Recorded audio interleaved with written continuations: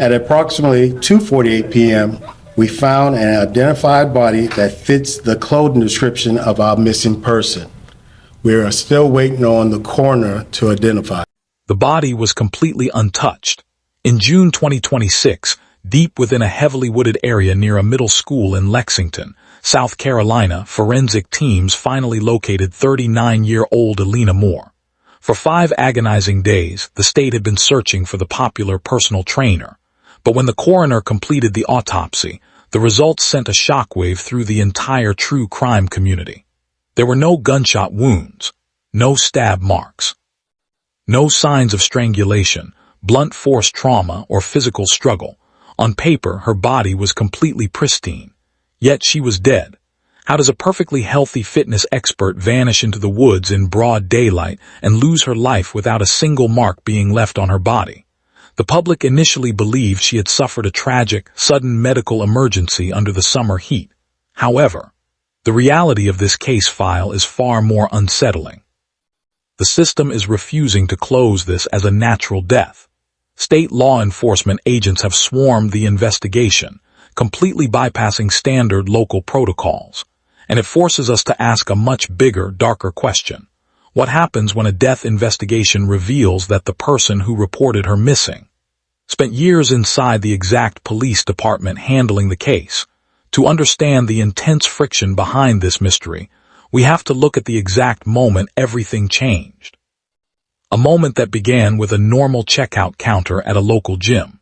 Elena Moore believed she was just finishing a routine workout.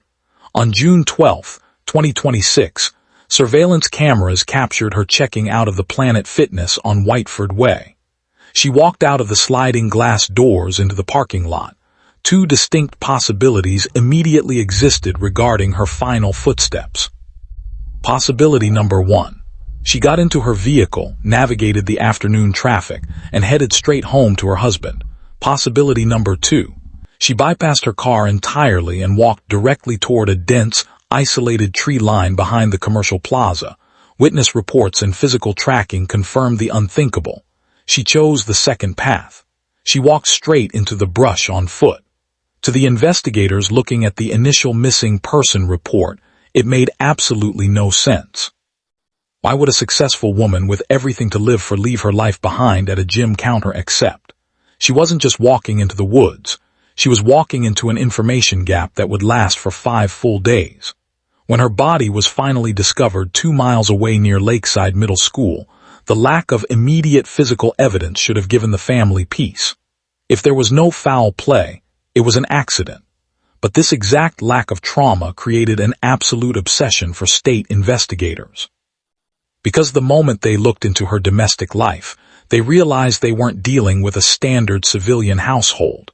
They were dealing with the thin blue line. The problem wasn't who she was. The problem was who she married. The man who dialed 911 to report Elena missing was her husband, Brannon Slice. To the local community, he was a regular resident. Viewers watching this unfold might predict what happens next. A standard background check shows a clean, supportive spouse with a normal career. But you would be completely wrong. When state agents with SLED, the State Law Enforcement Division, pulled his background, they unlocked a secret internal affairs vault from 13 years prior. Brannon Slice wasn't just a former cop. He was a disgraced narcotics detective who had been aggressively stripped of his law enforcement certification. The system had personified him as a liability years ago. According to unsealed internal files, Slice's career shattered after an investigation involving an underground pool party, interactions with active drug suspects he was supposed to be arresting, and the presence of a highly dangerous chemical compound, MDMA or Molly.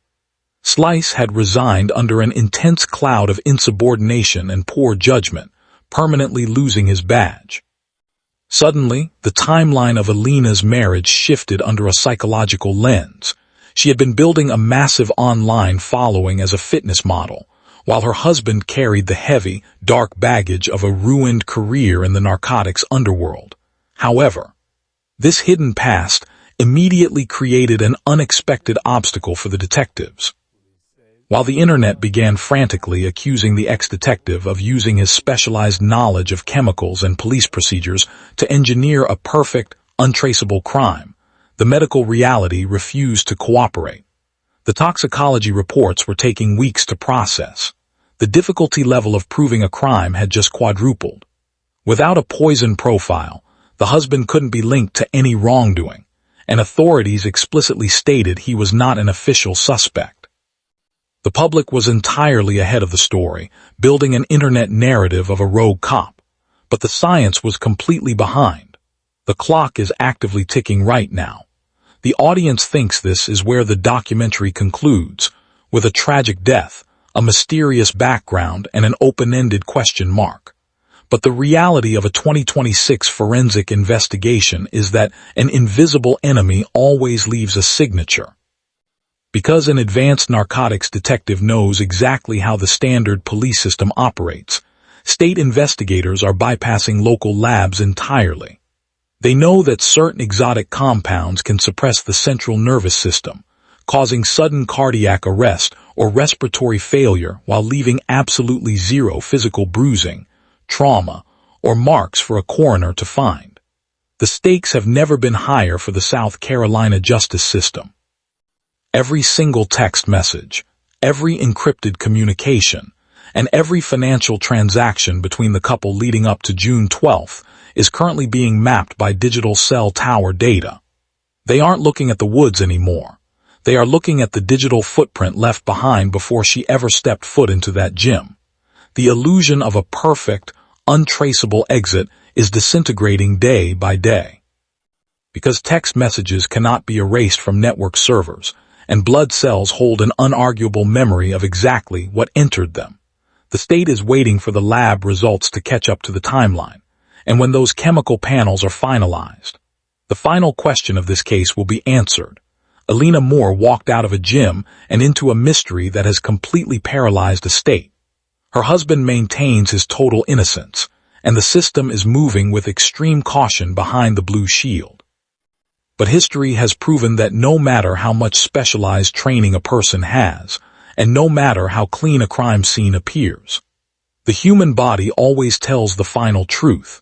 If you are committed to following this active 2026 investigation as the forensic lab results break, hit that subscribe button right now and turn on notifications. Here at Dark Echoes, we monitor the freshest, most calculated true crime mysteries as they unfold in real time, and I don't want you to miss our immediate update on this case. Let me know your current theories on the Elena Moore timeline in the comments below.